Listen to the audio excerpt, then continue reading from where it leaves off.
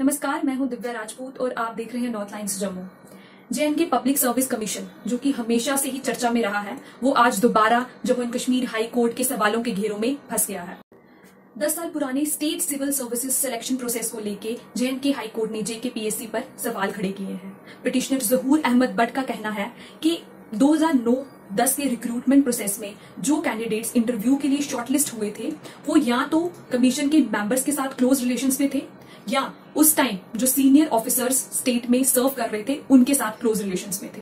Petitioner ने अपनी petition में एक उदाहरण देते हुए कहा कि एक कैंडिडेट जिसके पेरेंट्स सीनियर लेवल ऑफिसर्स थे, इसका अपॉइंटमेंट इनिशियल अपॉइंटमेंट के 1 साल के बाद हुआ, जिस पर कमीशन का कहना था कि इसके रीचेकिंग के बाद 135 मार्क्स आए हैं, जो कि इनिशियली 35 थे। पिटीशन के मुताबिक इस कैंडिडेट ने with in the time prescribe rechecking के लिए अप्लाई भी नहीं किया हुआ था। और साथ ही में जब इनिशियली बड़े सारे बच्चों ने रीचेकिंग के लिए अप्लाई किया तो कमीशन का कहना था कि किसी भी बच्चे के कोई भी मार्क्स जो है वो नहीं बढ़ा है।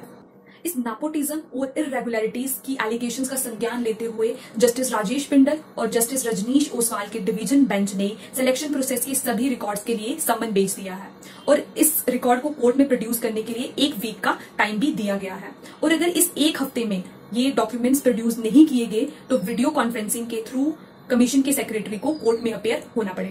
मार्च में सिंगल जज बेंच ने इस पिटीशन को डिसमिस कर दिया था, जिसके बाद पिटिशनर ने इस ऑर्डर के अगेंस्ट अपील फाइल की थी, जिसमें उसने ये कहा था कि कमीशन के जो मेंबर्स और ऑफिसर्स हैं वो इंटरव्यू के दौरान फेवरेटिज्म करते हैं। उसने ये भी क्लेम किया कि जिन कैंडिडेट्स ने कश्मीरी लिटरेचर को ऑप्ट किया था उनके मार्क्स डेलिबरेटली रिड्यूस कर दिए थे। उसने ये भी कहा कि इवैल्यूएटर्स ने जो मार्क्स कैंडिडेट्स को दिए थे, कमीशन ने उसको चेंज कर दिया था।